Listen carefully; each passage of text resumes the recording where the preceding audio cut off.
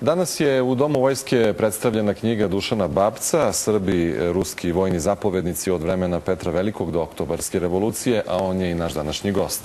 Dobar dan i dobrodošao. Dobar dan, hvala lepo. Koliko Srba vojnih zapovednika je obrađeno u tvojoj knjizi? Ja sam uspeo da prikupim podatke, da napravim portrete njih 65 generala i admirala. Nažalost, ima ih još mnogo koji su samo pobrojani, a verovatno ih ima još određeni broj koji nisam uspeo ni da pobrojim, a za koje nije bilo dovoljno građe da bi se napravila nekakva skica.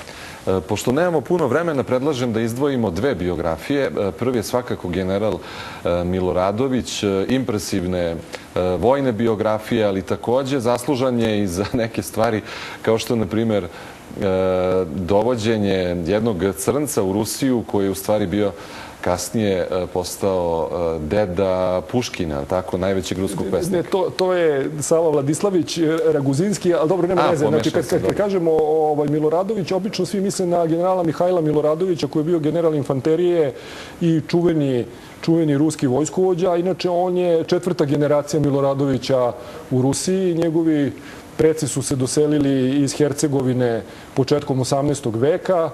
On je, što se kaže, svoj vojnički zanat ispekao kod čuvenog Suvorova.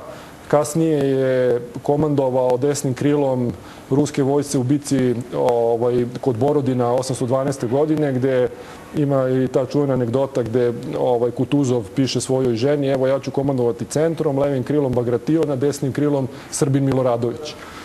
Miloradović je dostigao vrhunac karijere, bio je i vojni gubernator Sankt Peterburga, bio je izuzetno uvažavan, ali je, nažalost, u puču vojnom 1825. godine od strane pučista, takozvanih dekabrista, ubijen na Isakijevskom trgu u Sankt Peterburgu. I tu postoji jedna ovako simbolika, to je u stvari trg ispred velike crkve Svetog Isakija Dalmatinskog, a on je poreklom iz Hercegovine, tako da, eto, taj neki životni krug se nekako zatvorio. A zanimljivo je da ga je bio glas da ga prosto neće ni metak ni sablja, da nikada nije bio ranjen, iako je učestvovao u direktnim borbama. Učestvovao je u borbama celog života, od nižeg podoficira kao mlad dečak do starijih dana, i to je zaista bila retkost, jer su visoki oficiri generali nisu bili nikako ni na jedan način zaštićeni. Oni su vrlo često bivali ranjavani, on nije, ali eto, od ruske ruke na kraju stradao, što je onako apsurd jedan. Da.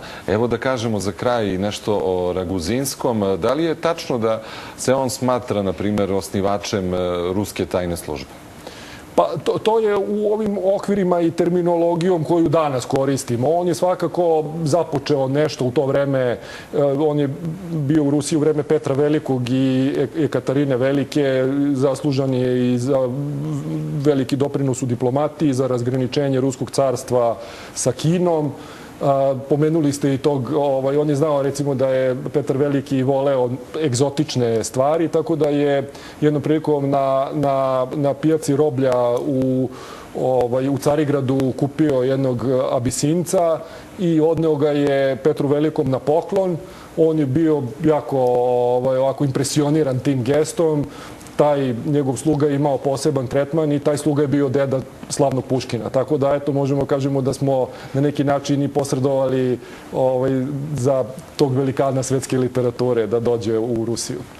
Divno. Evo, hvala najlepše na gostovanju, Dušane. Želimo uspešan život i mnogo izdanja vaše knjige i unapred se radujemo još jednoj zanimljivoj temi gde ćete obraditi Srbe, heroje koji su učestvovali u američkoj vojsci. Jeste, to je sad sledeće, pa Bože zdravlja, vidjet ćemo se pa ćemo i o tome.